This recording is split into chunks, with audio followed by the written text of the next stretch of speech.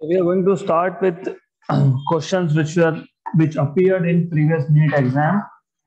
So this question appeared in the first NEET exam 2013. The wavelength lambda e of an electron and lambda p of a photon of same energy E are related by. So you have photon, you have electron. इन दोनों का energy same है. Energy of electron and energy of photon is same. तो एक एक करके, of course you know what is energy of electron. I assume energy of electron आपको याद होगा, कैसे फाइंड करते हो, या फिर नहीं याद होगा तो ये तो याद होगा डी ब्रॉगली हाइपोथेसिस से इलेक्ट्रॉन का wavelength is h upon under root of 2m electron का energy, right.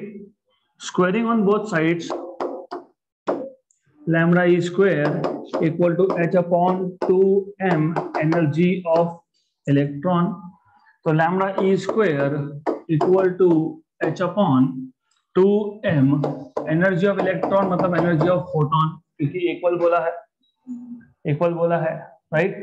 Then here if you remember energy of photon is hc by lambda of photon.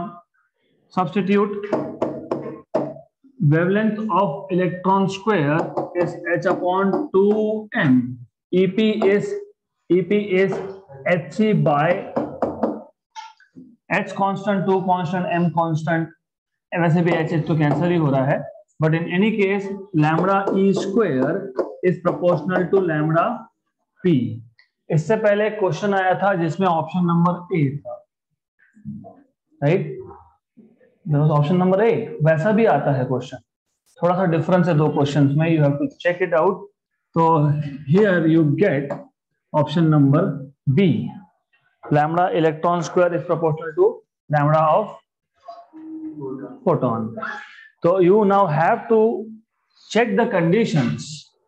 I remember ऐसा ही question था जिसमें energy same भी थी, उसमें हमने A option लिखा था. I remember this. Now it is your task to check कि कौन से कंडीशंस में ऑप्शन ए आएगा और कौन से कंडीशंस में ऑप्शन बी आएगा. दोनों में स्लाइट डिफरेंस है, right. Here, energy, first of all, of electron and photon are same. Then you have wavelength of electron, which is h upon momentum. Momentum of electron is 2me, kinetic energy of electron का root. Squaring on both sides, energy of electron की जगह पे energy of photon डालोगे. Then energy of photon is hc by lambda. ऊपर गया तो lambda e square is proportional to lambda p. Right? I am repeating again.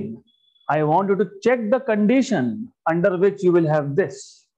तो ये एक condition आपको check करनी है. Good. So this is how you are supposed to solve this question.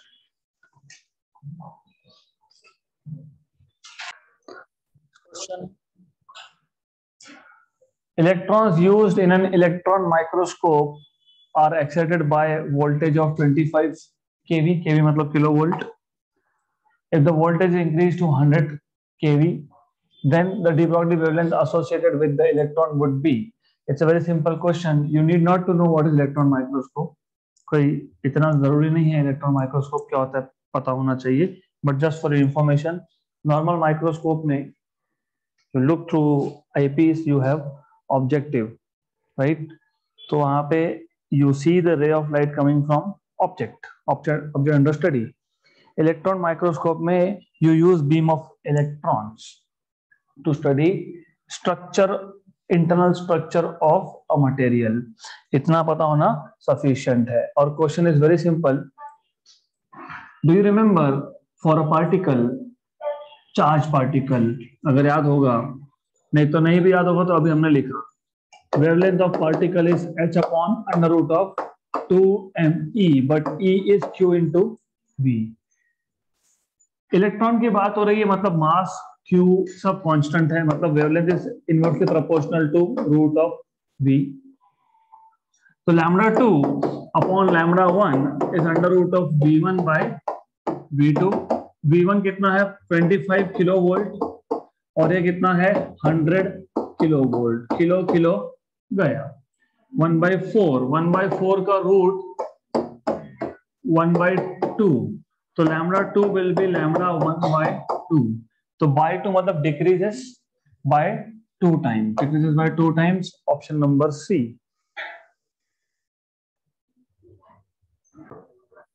Next question.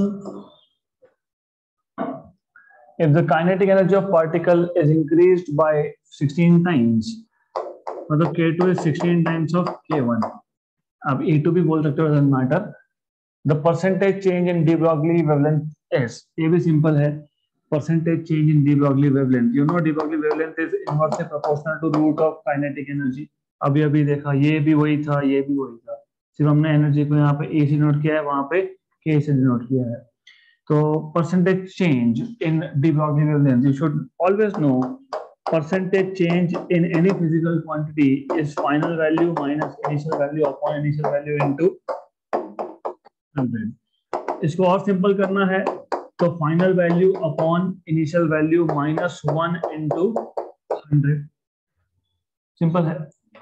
Lambda 2 by lambda 1 यहाँ से find कर सकते हो। Lambda 2 by lambda 1 is equal to root of K1 by K2 which is equal to K1 by K2. K1 by K2 is 1/16. 1/16 का root is 1/4. 1/4. Therefore, percentage change in wavelength is 1/4 minus 1 into 100. 1/4 minus 1 is 3/4. 75%. So this is basically minus 0.75. Minus का मतलब होता है it will decrease 75%. It will decrease क्यों? क्योंकि kinetic energy बढ़ेगा तो wavelength कम होगा, क्योंकि दे आर इनवर्सली प्रोपोर्शनल। तो 75% ऑप्शन नंबर डी।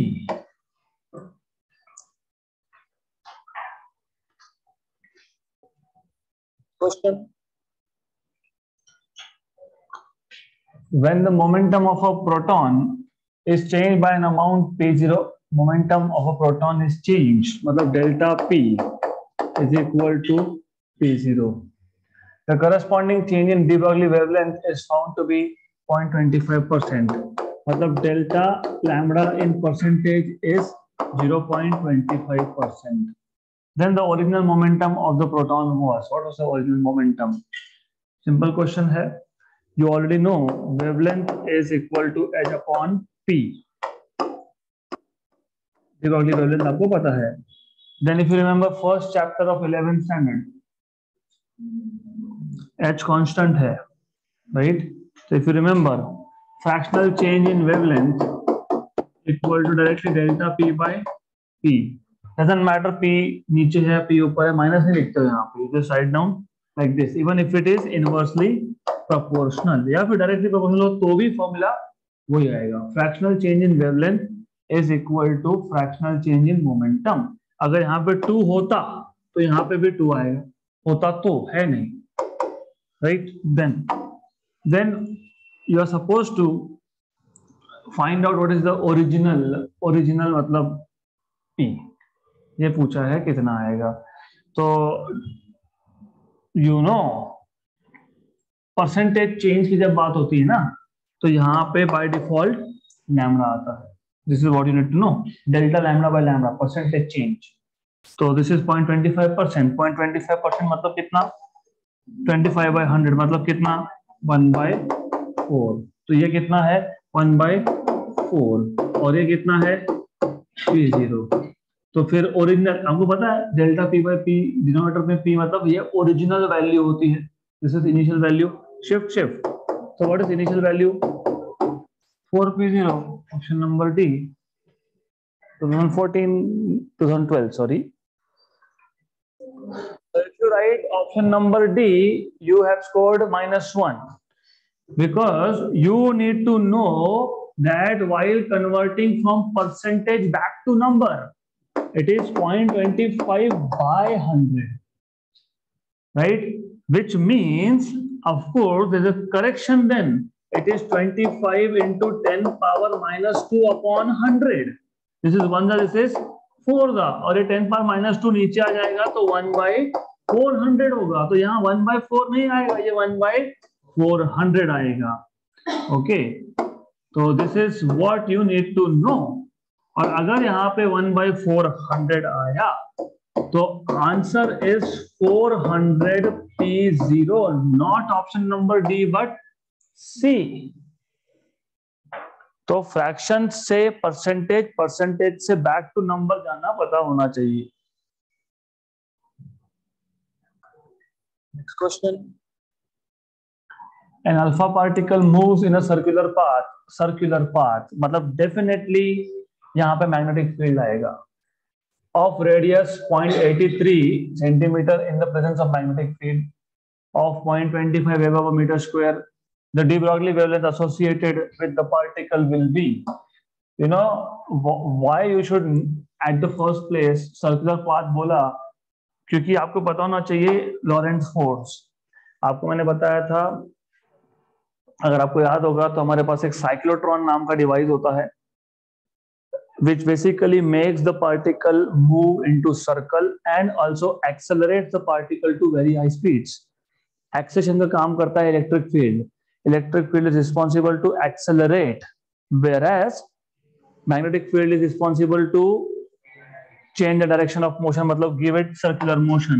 तो सिंपल सा कॉन्सेप्ट है कि सेंट्रीपिटल फोर्स कौन दे रहा है? मैग्नेटिक फील्ड का फोर्स. और centripetal force is mv² by r. This is qvb, right. तो force acting on a charge is qv bar cross v bar, तो qvb ये पता होना चाहिए. ये एक और एक ये गया, तो r क्या मिल गया आपको यहाँ से? mv by qb. करेक्ट. अब why it is so important? Because if you see, मैंने डायरेक्ट ऐसा लिखना चाहिए था mv equal to qrb, क्योंकि mv is momentum which is qrb. The de Broglie wavelength is nothing but h upon momentum. Momentum is qrb, h upon qrb. h की value होती है 6.63 into 10 power minus 34. q की value electron है ना, नहीं alpha particle है. Alpha particle का charge कितना है? 2 times of e, तो 2 into 1.6 into 10 power minus 19. r कितना है? 0.83 सेंटीमीटर में है. यहाँ पे भी ध्यान देना, 10 power minus 2 करना पड़ेगा, -2. देन b कितना है? 0.25, 0.25. 1 सा एंड रफली 4 था, 1 सा एंड 2 था. अब बाकी का देखते हैं.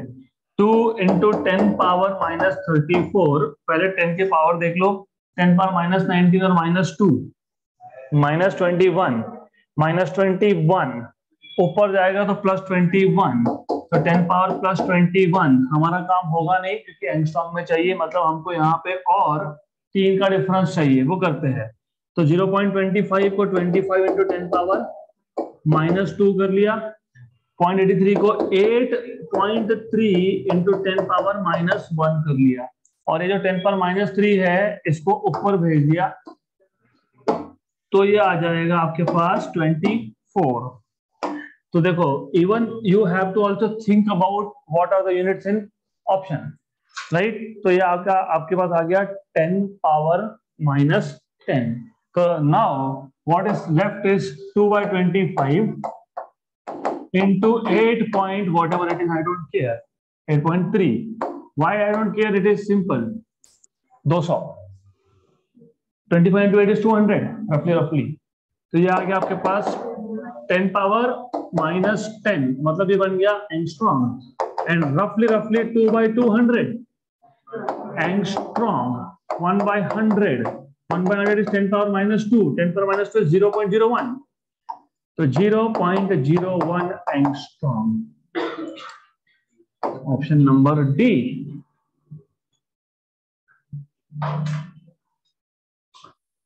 Question.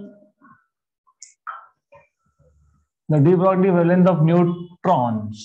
in thermal equilibrium at temperature T is। तो देखो न्यूट्रॉन्स के लिए थर्मल इक्विलिब्रियम ये वर्ड बोलना बहुत जरूरी था। वाई बिकॉज यू नो, अभी हमने जो क्वेश्चन सॉल्व किए अगर आपको याद होगा यहाँ पे इससे पहले this one QV wavelength is h upon under root of 2m energy, but energy is QV, right? वो किसके लिए? चार्ज पार्टिकल के लिए, क्योंकि चार्ज पार्टिकल होगा तो वो पोटेंशियल डिफरेंस में एक्सेलरेट होगा, तब जाके उसका एनर्जी होगा।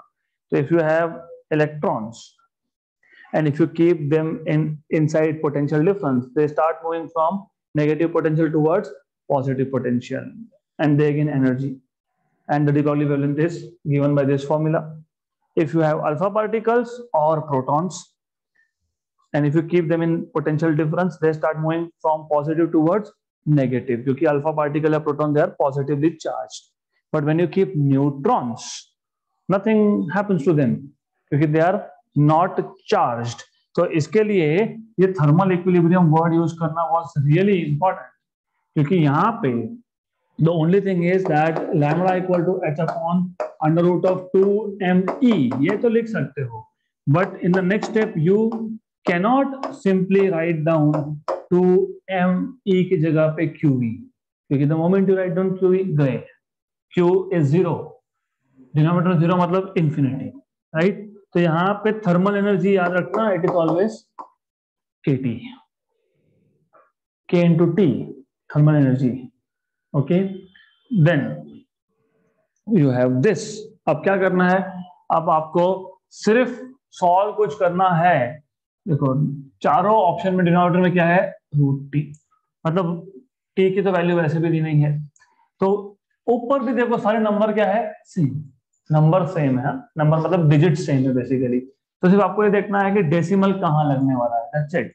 तो सिंपल, तो now this is equal to h is 6.63 into 10 power minus 34 upon under root of 2 into mass of neutron, पता है 1.67 into 10 power minus 27 kilogram, right? Into k, you know what is k? Boltzmann constant 2 point कहां से आ गया? 1.38 into 10 power minus 23, right? और आखिरी में बचा तो टी, टी के तो कुछ करना है नहीं। Now you see 6.63 into 10 power minus 34 under root of T, this is 10 power minus 27 minus 23 minus 50, root के बाहर minus 25, रूट के बाहर 10 power minus 25 minus 25 10 power 2 1.67 and 1.3, इसको 1.7 मान लो, 1.7 into 2 is 3.4, इसको 1.3 1.4 कर लो roughly 1.7 into 2 3.4, 3.4 into 1.4, how much is 3.4 into 1.4? How much is 3.4 into 1.4? 34 14 जा, how much is 3.4 into 1.4? I don't need exact number, I am telling you कि सिर्फ decimal देखना है। 4.76, this is not the correct way of doing। 4.76, ठीक है, आपने किया है, ये रूट के अंदर था, उसका root what is the root of this? What is root of 4.76? roughly बताओ 2 point something exactly। as I told you, we don't care for exact number, right? क्योंकि ये दोनों का डिवीजन के बाद 308 मिलने वाला है, मतलब 308 डिजिट्स मिलने वाले, राइट? बट रिमेंबर ऊपर 6 पॉइंट समथिंग है, नीचे 2 है, मतलब 3.08 फिक्स हो गया। नहीं हुआ, वेट, सिर्फ इनको सॉल्व किया है, -25 को ऊपर लेके जाना बाकी है, तो +25 तो 10 पावर -9 बराबर -9, और नीचे क्या है? रूट ऑफ टी, अब ऐसा है, ये जो 3.08 है ना, इधर 10⁻⁹ है, एंगस्ट्रॉम में करने के लिए 10⁻10 चाहिए, इधर से एडजस्टमेंट करना पड़ेगा। कैसे एडजस्टमेंट करोगे? 30.8 इंटू 10⁻⁻1। 3.08 को क्या लिख लिया? 30.8 इंटू 10⁻⁻1, और अगला 10⁻⁹ तो 10⁻10 upon under root of t। तो आ गया ऑप्शन नंबर डी।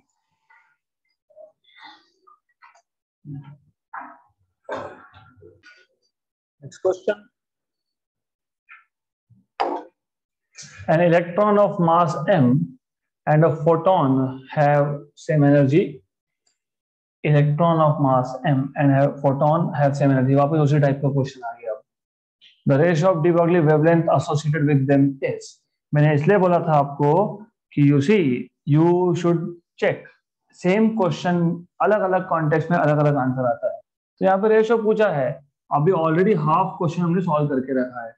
इलेक्ट्रॉन का मास m है, फोटोन का और फोटोन है, उसका तो मास होता नहीं है, energy are same. You know this is h upon under root of 2m energy of electron. You know this is what? E equal to hc by lambda. तो lambda is hc by e of photon, दोनों को divide कर दो, तो lambda e by lambda p equal to h upon under root of 2m e upon hc by ep। Correct? h और h cancel, right. तो अब क्या होगा? अब ये होगा कि ये ep ऊपर जाएगा, ep ऊपर जाएगा और नीचे विल बी 2me, बट दोनों वैल्यूज सेम है। Energy of photon and energy of electron are same. तो मैं ऐसा कर सकता हूं, what I can do is, इसको स्क्वायर रूट के अंदर लेके जाएंगे, किसको? एनर्जी ऑफ फोटोन, क्योंकि ऊपर क्या था? एनर्जी ऑफ फोटोन था। इसको स्क्वायर रूट के अंदर लेके जाएंगे, तो we are going to take this inside square root. और जब स्क्वायर रूट के अंदर लेके जाते हो तो क्या करके जाते हो?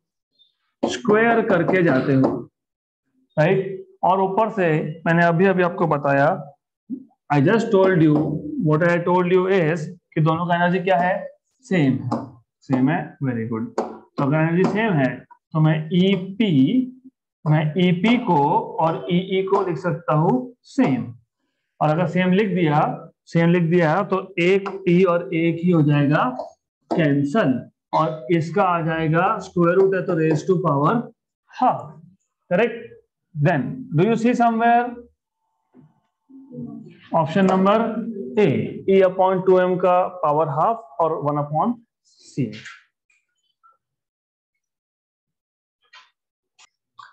Next question.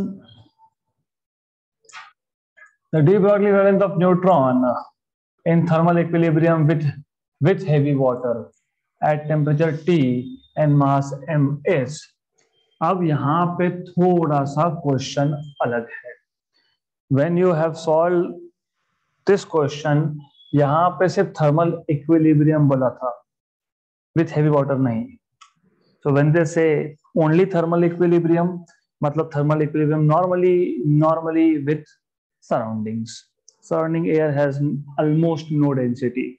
What is density of air? 1 kilogram पर मीटर क्यूब। और यहाँ पे बोला है with heavy water. What do you understand by heavy water? First of all, you need to know what is heavy water. For this, you have to go back to kinetic theory of gases. अगर आपको याद है, for a monoatomic gas, whenever you give energy to that gas can only perform translational motion. It can go from one place to another, and it can change its x-axis, मतलब x coordinate, y coordinate, and z coordinate. मतलब total degrees of freedom are 3. With each degree of freedom, you have half kBT energy. So total energy is 3/2 kBT. If you take rigid diatomic molecule, rigid मतलब vibration नहीं होगा उसमें 2 modes of rotation होते हैं। Example, you have for example, a molecule like this. If you give energy to this molecule, it starts going from one place to another. मतलब 3 translational degrees of freedom and rotation के 2, एक तो ये है और एक था inside the plane of board, एक एटम अंदर जा रहा है, एक बाहर आ रहा है, तो 2 रोटेशनल। फिर आप बोलोगे ऐसा कैसा, तीसरा भी है, इस एक्सिस के अलोंग, इस एक्सिस के अलोंग भी तो रोटेट हो सकता है ना, it can spin. लेकिन do you remember moment of inertia is 0? क्यों? Because it is mr square. r is the distance measured from the axis of rotation. मास खुद ही एक्सिस पे है, डिस्टेंस कितना 0, तो मोमेंट ऑफ इनर्शिया कितना 0। जब मोमेंट ऑफ इनर्शिया 0 होता है तो absolutely no energy is spent in rotating. तो रोटेशन तो हो सकता है लेकिन एनर्जी नहीं लगेगा उसको रोटेट होने के लिए। तो energy is spent for 2 modes of rotation, right, not the third one. तो टोटल हो गया 5, टोटल एनर्जी हो गई 5/2 kVT। अगर इन एडिशन ये जो मॉलिक्यूल है अगर ये नॉन रिजिड होता, मतलब ये स्प्रिंग जैसा बॉन्ड है, तो इन दैट केस 3 ट्रांसलेशन के, 2 रोटेशन के और वाइब्रेशन के भी 2 होते हैं। तो you have vibrational total 7/2 kVT। When they say heavy water मतलब modes of vibration as well as rotation are to be neglected, मतलब that will serve as a single entity. उस मॉलिक्यूल में सिर्फ होगा 2 ट्रांसलेशन, मतलब 3 डिग्रीज ऑफ फ्रीडम। तो energy of that case will be 3/2 kT, right, 3/2 आएगा उसमें, right. Then what is de Broglie wavelength? h upon under root of 2, भूल गए m और एनर्जी, तो this is h upon under root of 2m, E is 3/2 kT, cancel and cancel, तो h upon under root of 3m kT, इसलिए मैंने बोला option number B आएगा। Next question, the momentum of photon is 2 × 10⁻16 gram per centimeter per second. Its energy is, simple है, energy और momentum का direct formula है, energy is momentum into c, energy is momentum into c. आपको क्या find करना है, energy, हो गया, एनर्जी फाइंड करना है ना। मोमेंटम कितना है, 2 × 10⁻16 सीजीएस यूनिट्स इनटू, अब ये बी केयरफुल, 3 × 10⁸ नहीं, 6 क्यों? क्योंकि 3 × 10⁸ मीटर पर सेकेंड होता है, राइट। तो सेंटीमीटर पर सेकेंड में क्या करोगे,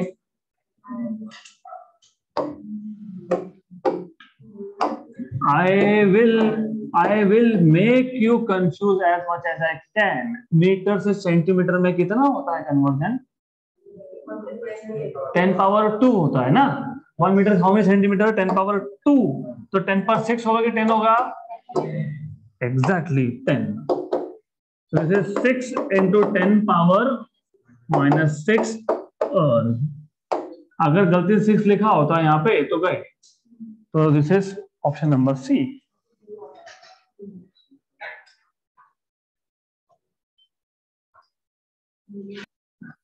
Next question.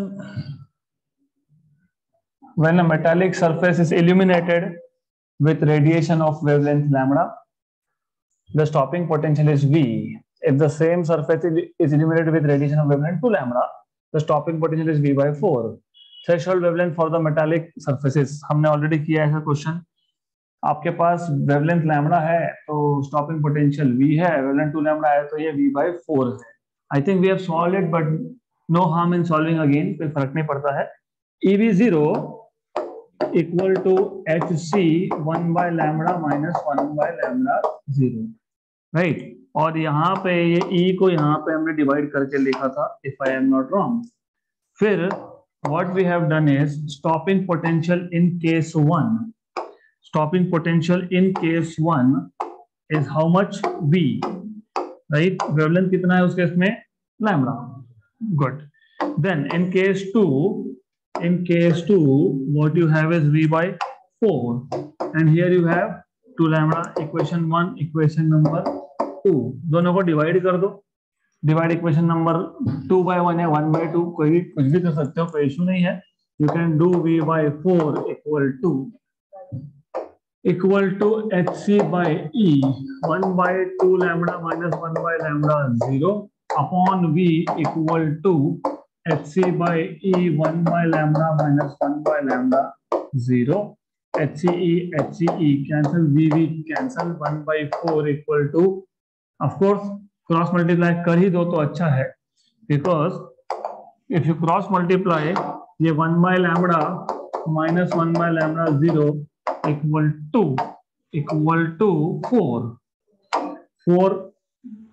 4 1 by 2 lambda minus 1 by lambda 0. Threshold wavelength multiply कर लो, 1 by lambda minus 1 by lambda 0 equal to 2 by lambda minus 2 by lambda 0. इसको यहाँ शिफ्ट करो, इसको वहां शिफ्ट करो, 4 आएगा. ठीक है, 4 इसको यहाँ उसको वहां, तो ये आ जाएगा 4 by lambda 0 minus 1 by lambda 0 2 by lambda minus 1 by lambda. This is how much, 3 by lambda 0 equal to 1 by lambda. हो गया, क्वेश्चन खत्म. राइट, क्या चाहिए था आपको, लैम्डा 0. और lambda 0 3 lambda. Option number D. 2016. Next question.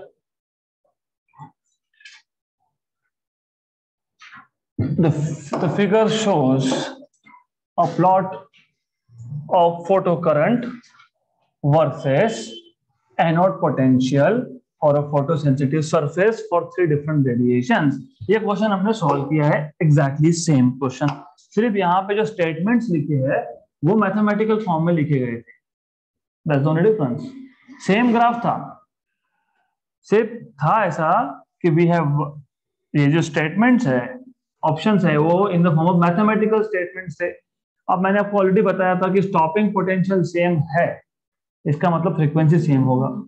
तो ए और बी कर्व का फ्रीक्वेंसी सेम होगा. तो देखिए, पढ़ो, curves A and B represent incident radiation of different frequencies. No. Curves A and B represent incident radiation of same frequency, yes, but of different intensities, yes, क्योंकि shift है मतलब intensities are different. खत्म, done. This is what how it is. तो ऐसा आपको solve करना है and then it is done. Good. So that's it for today.